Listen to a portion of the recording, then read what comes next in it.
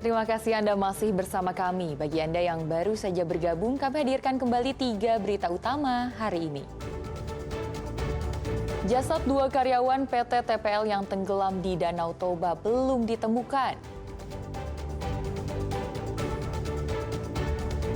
Untuk pertama kalinya dalam 10 tahun terakhir, Presiden Prabowo akan pidato di sidang Majelis Umum PBB. Pekerja migran ilegal jadi kaki tangan sindikat peredaran narkoba jaringan Malaysia Indonesia.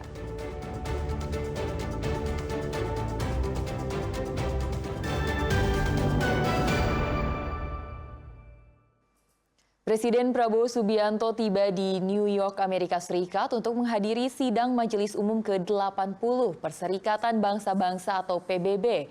Presiden Prabowo akan menyampaikan pidato pada urutan ketiga dalam sesi debat umum PBB setelah Presiden Brazil dan Presiden Amerika Serikat.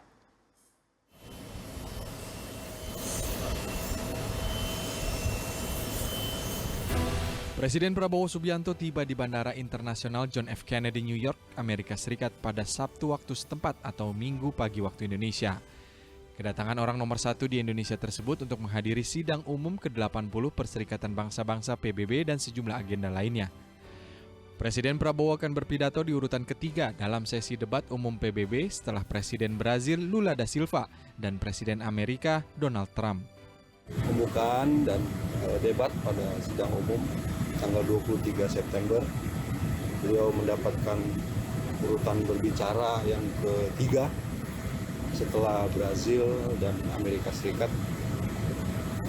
Kemudian nanti juga akan ada beberapa agenda pertemuan. Ini menjadi pertama kalinya Presiden Indonesia berpidato di sidang Majelis Umum PBB selama 10 tahun terakhir. Tim Liputan melaporkan.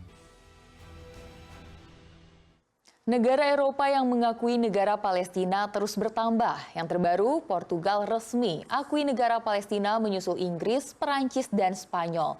Yang jadi pertanyaan, pengakuan dari negara-negara Uni Eropa ini, apakah bisa menghentikan serangan Israel ke Gaza?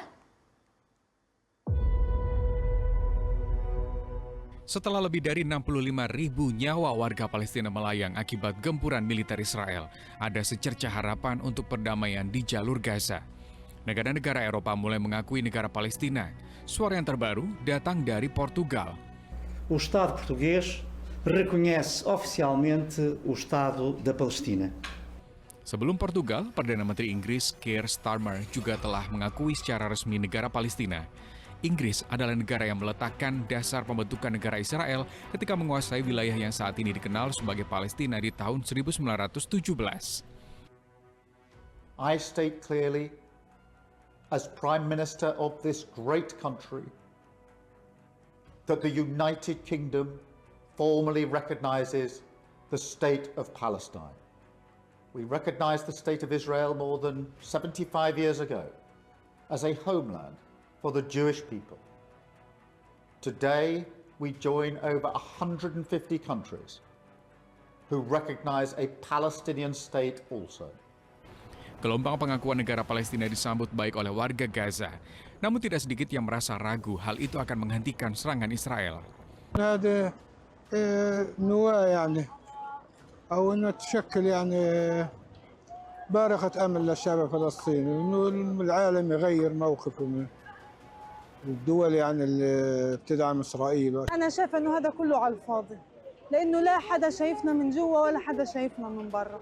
إنسان حقوق، حتى حقوق الحيوانات إحنا ما عندنا الحمد لله. فكله على الفاضي.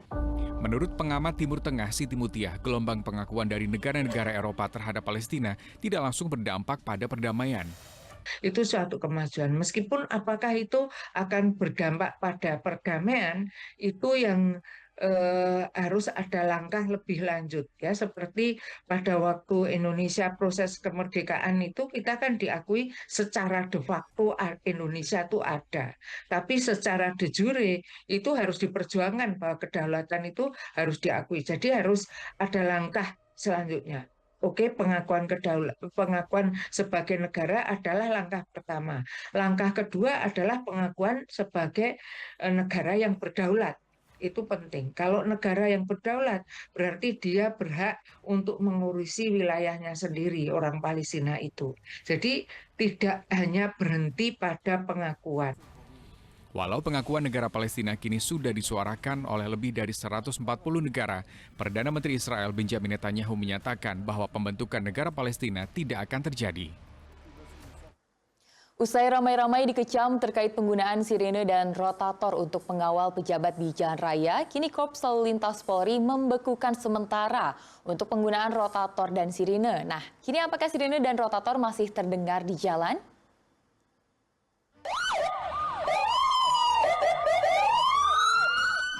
Belakangan, apakah Anda masih suka dengar suara ini di tengah macet? Karena usai ramai kecaman gerakan Stop Totot Tukuk, Kepala Korps Lalu Lintas Polri kini membekukan sementara penggunaan sirine dan rotator. Semua masukan masyarakat itu hal positif untuk kita. Dan ini saya evaluasi. Dan bahkan saya Kakor Lantas saya bekukan untuk pengawalan menggunakan suara-suara itu. Karena ini juga masyarakat terganggu, apalagi padat, ini kita evaluasi, biarpun ada ketentuannya pada saat kapan menggunakan sirine, termasuk patok. Dan ini saya terima kasih pada masyarakat. Panglima TNI Jenderal Agus Subianto juga angkat bicara soal penggunaan strobo dan sirine patwal yang tidak pada tempatnya. Ya mungkin ilegal yang harus saya juga suka lihat, harus ditertibkan lah, nggak boleh. Ya saya juga menyampaikan kepada khususnya POM, kalau menyalakan strobo ya ada aturannya ya, tidak lagi kosong dibunyikan juga tidak etis juga lah. Saya juga melarang kepada pengawal saya untuk bunyikan strobo karena ganggu kita juga gitu, ganggu saya juga. Saya kan pengen nyaman juga, kendaraan juga tidak menghargai pengendara yang lain gitu. Lihatnya kalau saya juga jarang pakai strobo saya. Saya kalau lampu merah saya berhenti, kasat semua berhenti. Saya sampaikan kepada satuan saya kalau ikuti aturan. Di beberapa ruas jalan di Jakarta, tak ada lagi suara-suara yang bikin naik pitam di jalan. Petugas patroli dan pengawalan, serta kendaraan pejabat yang melintas hanya menyalakan lampu saja, seperti ini. Tapi, ternyata kontras dengan komentar warga.